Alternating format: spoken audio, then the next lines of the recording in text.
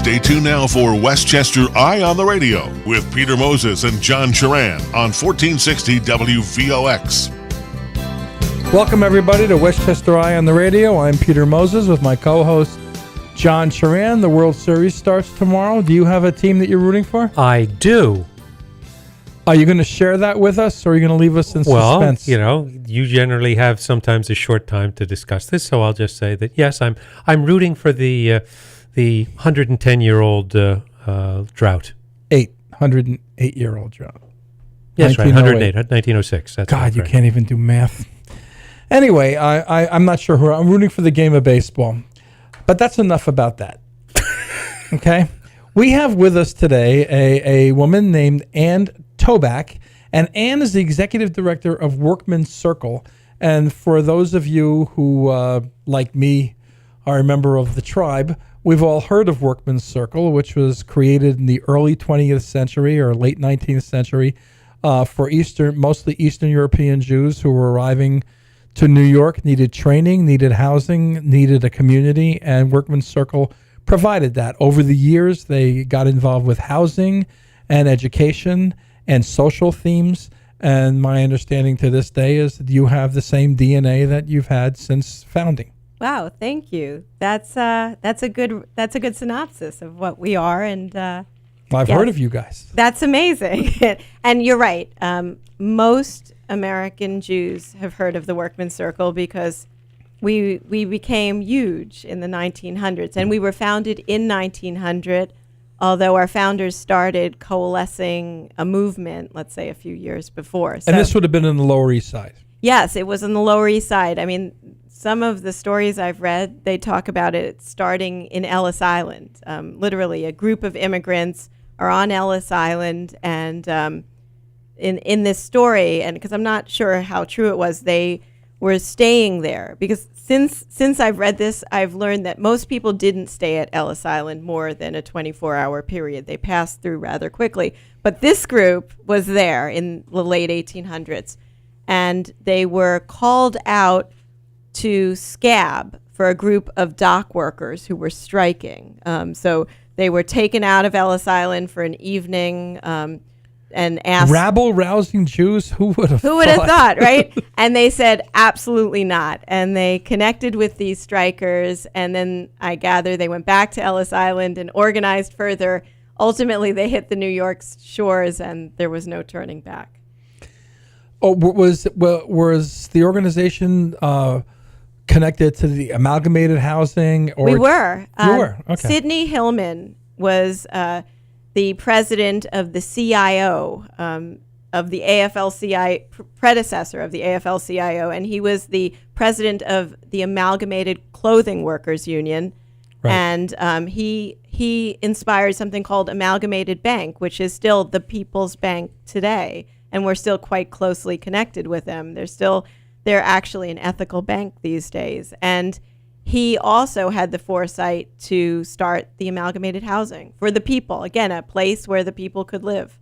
How big is the organization now? Well, today we have about 8,000 members.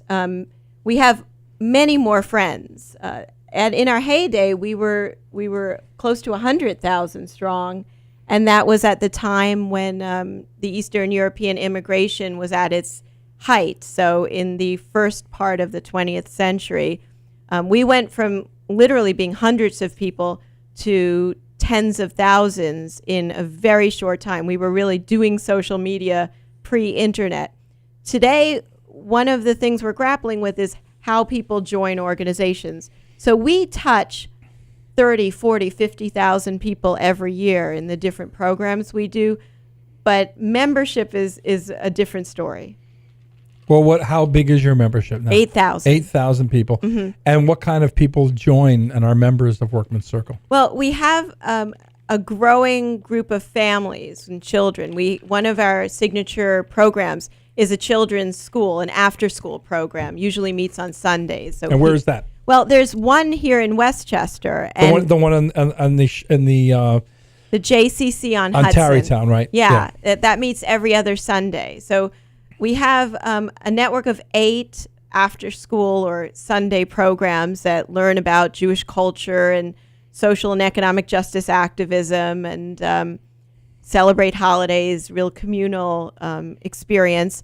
And so those families are growing, and we have in the hundreds of people who are active there. And then we have a summer camp, which is in Hopewell Junction, not too far from here, I don't think. That has about 300 students in their families, or 300 campers, not students. John, Hopewell Junction is that part of Westchester, isn't it? It's in, I think it's northern Westchester. Actually, Or it's is it right on Dutchess? It's right on the border of Dutchess. I think it's in Dutchess. Yeah, it's- Actually, right. It is in Dutchess. Actually, it is because it's Yeah. north. It's north of 84. That's what I thought. Yeah.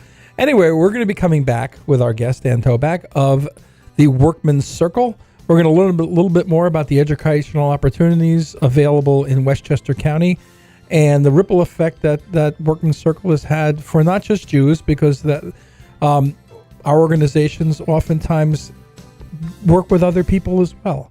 This is WVOX. Let's return to Westchester Eye on the Radio with Peter Moses and John Chiran on 1460 WVOX. Welcome back to Westchester Eye on the Radio. I'm Peter Moses with my co-host John Chiran, and we have with us today the executive director of Workmen's Circle, Ann Toback. And Ann, why don't we talk a little bit more about the social programs that you do, particularly up here in the county? Because I know you're in the Hudson communities. You're in the river towns. Yeah, we have a school here, but I want to be clear. It's a Sunday school. It meets from 4 to 6 every other Sunday. Are there bagels? I think there are bagels. I know there's a big focus on snacks these days, so Of I course. assume so. If there's a service, there must be a snack. Someone Well, should use that line somewhere. It's something that I've noticed because I went to a very different kind of Jewish school. I went to a Hebrew school, which I confess I didn't care for. I refer to Hebrew school as punishment for being Jewish. Yeah, I mean, I was really out there too. And one of the inspirations for me at the Workmen's Circle, when I was given this amazing opportunity to turn the place around, and what are we going to do next? We've done this amazing job helping, hundreds of thousands of Eastern European Jews become Americans. So now we're helping Americans connect to their Jewish identity, their progressive Jewish identity. So one of the things I wanted to do was create a learning experience that kids want to go to and that their families want to go to. And I didn't know this, but one of the huge focal points of getting kids and their families together is the snack. So The snack is very important. And the snack has to be the correct snack, because you certainly can get into trouble if you have the wrong snack. Yeah, I'm sure. John, thanks for that insight. That's really, I'm curious really what the wrong snack well thought might be. Ask the peanut lobby about that. Yes, yeah, that's true. So I actually took that and I ran with it, and I've found one of the most amazing ways to connect everyone to progressive Jewish identity is food. When you ask, people, New Yorkers, like, what's your favorite Jewish food? Everyone has something. Is it a bagel or a knish, or what's your favorite Jewive food? black and white cookie. As a goyim, bagels and lox. Bagels and lox. Well, you don't have to explain. You have a favorite food. And yeah, the black and white cookie is amazing. Where do you like to get yours? There's a place in Brooklyn that I'm not remembering right now that makes really good black and white cookies. But also, if you're Jewish, the Lower East Side has to mean something to you if you're Eastern European. So there's still a little bit of remnants. There's Jonas Schimmel's Knishes on Houston Street. Yeah. About 8 stores east of there. There's Katz's, which is Jewish style but not kosher. Right. You have Russ and Daughter right next to that. Right next to Jonas Schimmel's. So I mean, for Jews, we connect through food. We also connect through social programs, because one of the things that's always been very important to the Jewish community, and I'm sure you'll confirm this for me, is that whenever we move somewhere, we become very loyal to the countries that we live in, and we want to make them better. It was one of the things that's paramount in Jewish life is the theory of tikkun olam, which means heal the world. Right. That's what they say in Hebrew. And at the Workmen's Circle, where we're still very connected to our Yiddishkeit and our Yiddishkeit roots, We say a schönere und bessere Welt für alle, a better world for all. And that's really been the values upon which our organization was founded and what guides us all the time today. And where your office is in the Lower East Side. Where is it? Oh, it's in the Garment District. In the now. Garment District. It started in the Lower East Side, Yeah, so you're in the Garment District. Where is it now? We're on West 37th Street between 7th and 8th. You know, you must have a website. We do. And what is that website for anyone listening who wants to learn more? It's circle.org. Wow, you got that? We got that. Before circling the square didn't get that first? That's amazing. They try. We get calls. And then I get, I don't know if you get these too. I get offers of these crazy websites. So circlesquare.com. Do I want to buy it? Or Cyber Circle isn't a bad idea, actually. Or All My Life Says Circle by Harry Chapin. Yeah, but circle.org is our website, and we're very attached to it. Is there a phone number people can call? There is 212-889-6800. And in particular, if people want to learn more about these education programs, we have schools in Midtown Manhattan. We have schools in Westchester, as we spoke about, many on Long Island. We have 2 on Long Island. We have one in Brooklyn. There's some in New Jersey. We just opened one in Chicago. And in Boston, we have a longtime school. So if people are thinking like my kids or my grandkids, or I think I know somebody who's looking for a really amazing, authentic Jewish experience for their kids, one that the kids will actually want to go to and want to engage in, we're a wonderful place to check out. And it's much more than the snack. I was kidding, but at the same time, it is important to us that the kids engage Jewishly, that they have a really positive experience, and that they learn how to make the world a better place. Where was I going to go with this? What else? I know what I was going to go. What else is on the website? I was trying to throw it to John because I don't want John to feel left John's out. being educated today, so Okay. So when John has something curious, he'll ask a question. He doesn't refer to himself as me. He calls himself John, which I don't really understand, but that's not my problem. Regardless, the point is that I'm learning here today, Okay. and that's what it's about. So what else is on the website? Are there films on the website? Are there videos? What else is there? Are there songs? There may be some songs in our Yiddish section. The website, you'll see more of the films and the video, the songs on our Facebook page. You can go to Workmen's Circle on Facebook, and we really try to present a kind of comprehensive vision of this progressive cultural Jewish identity on Facebook with, I hope, a touch of humor, because that really is inherently Jewish too. Absolutely. So you'll find that on the website, we really are trying to give you a lot of information because we're doing so many things.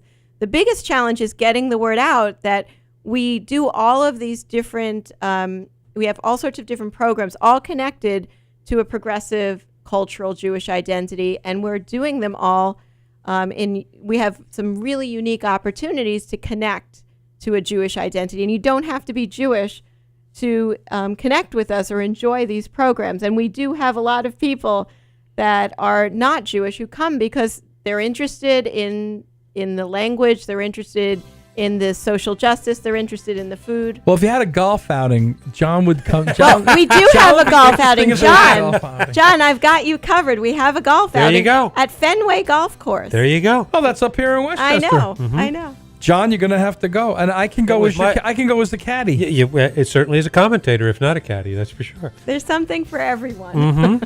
Anyway, when we come back, we're going to learn more about Workmen's Circle, including its history, because I'm sure people realize, anyone who knows anything about early 20th century history and the Eastern European Jews who came here, a lot of them were socialists. And we're going to learn more about that when we come back with Ann Toback.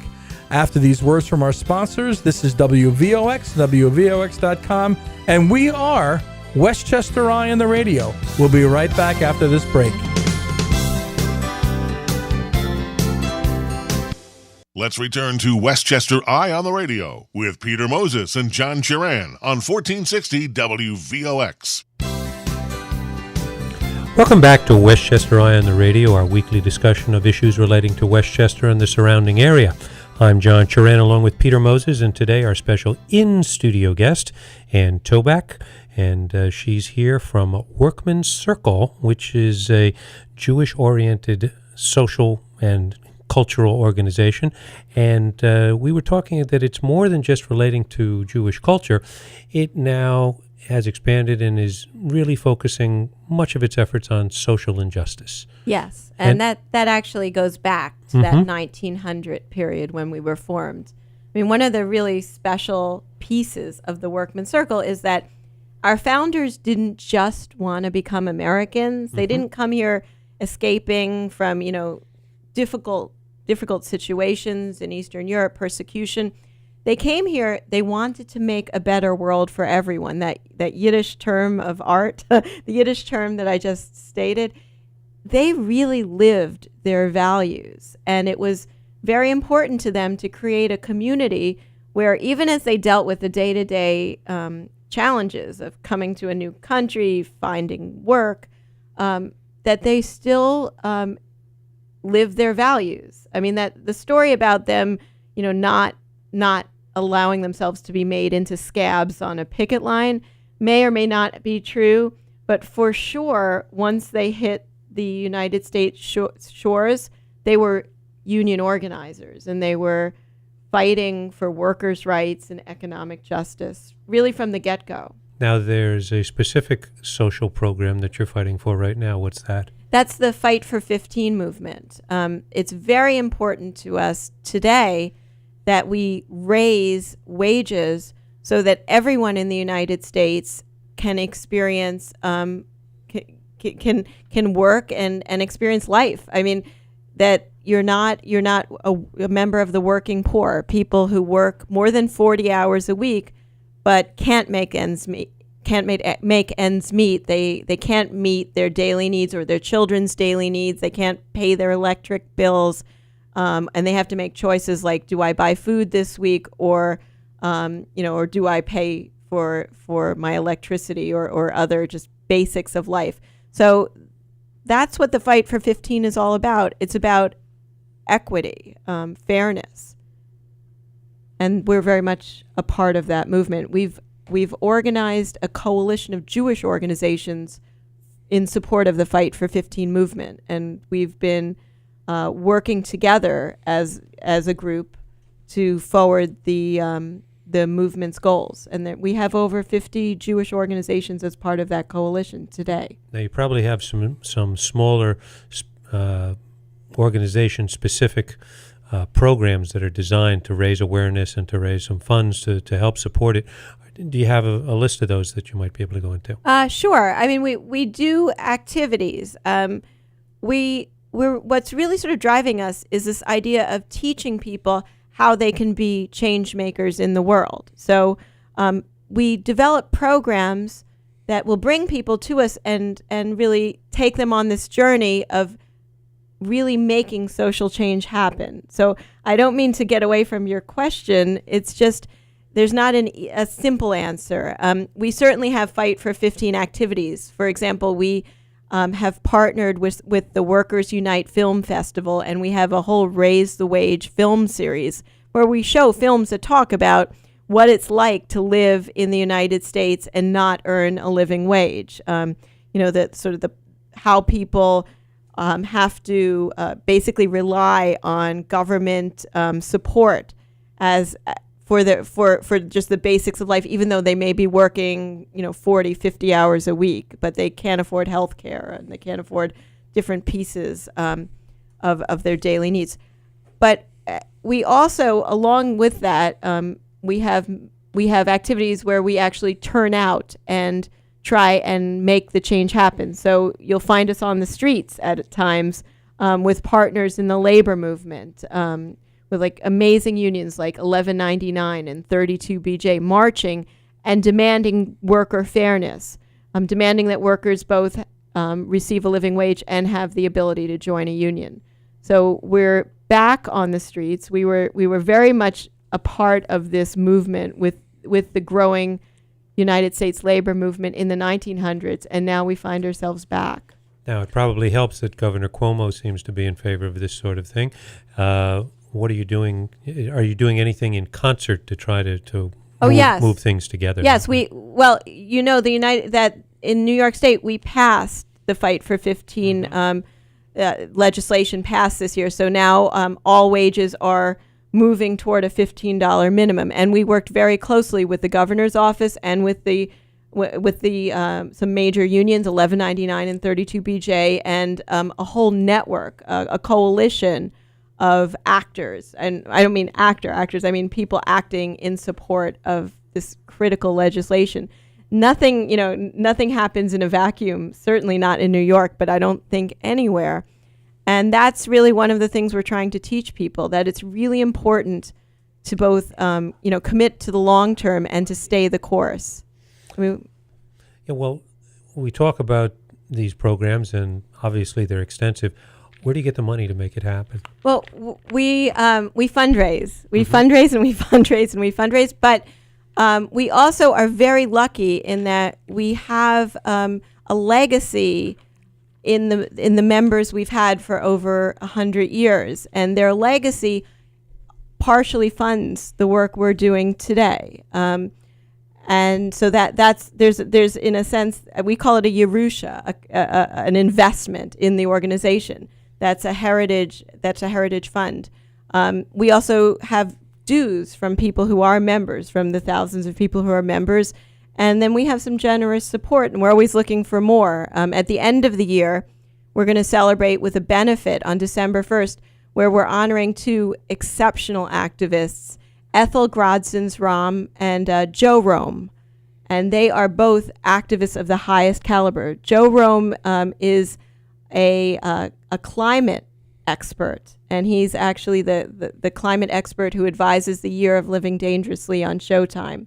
He is recognized as one of the leading activists countering the impact of climate change on our environment. So we're going to be honoring him and his mother, who's been outspoken in terms of gender equality in the workplace. And she was breaking through ceilings from the 1940s onward, when she was a CEO in the 40s and 50s in really a man's world. So she raised Joe in a Yiddish household in a very progressive environment, teaching him the values of caring about the world around you and putting that into action. And look where he is today. So we're both celebrating each of their accomplishments and also this idea of passing along one's values and acting in furtherance of the greater world on December 1st. And we hope to raise some money around it too. All right, give us more information about how people can be attached to this December 1st thing. Oh, well, the easiest way is to go to circle.org. And I know that at the homepage we have information about the event and how to get involved. And it should be a really exciting experience for everyone. I mean, it's wonderful to support the Workmen Circle and the work we're doing, because we are affecting change. And it's wonderful to celebrate this couple. Well, we're hearing a little bit of music here, which is basically saying we're going to another break. You're listening to Westchester Eye on the radio here on WVOX 1460 AM and heard worldwide at WVOX.com. I'm John Sharan, along with Peter Moses and our special in-studio guest, Ann Toback of the Workmen Circle.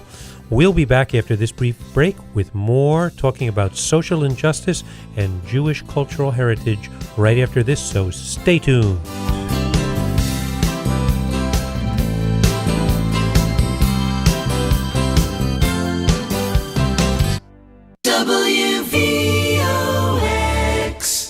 Let's return to Westchester Eye on the Radio with Peter Moses and John Sharan on 1460 WVOX. Welcome back to the final quarter hour of this week's edition of Westchester Eye on the Radio. I'm John Sharan along with Peter Moses, and today our special in-studio guest is Ann Toback, of the executive director of Workmen Circle, which is a Jewish cultural organization and also one that relates specifically to social injustice. And we were talking about a special event on December 1st. Is that a dinner or is that a celebration? What exactly is that? It's a celebration. It'll be a reception. There'll be a lot of food, but we're not going to have a sit-down dinner. We're going to have a kind of a very heavy cocktail hour. and then a program. I was going to say. Yeah, I mean, and then I there'll be a think program people would want- honoring exactly. honoring our two guests and celebrating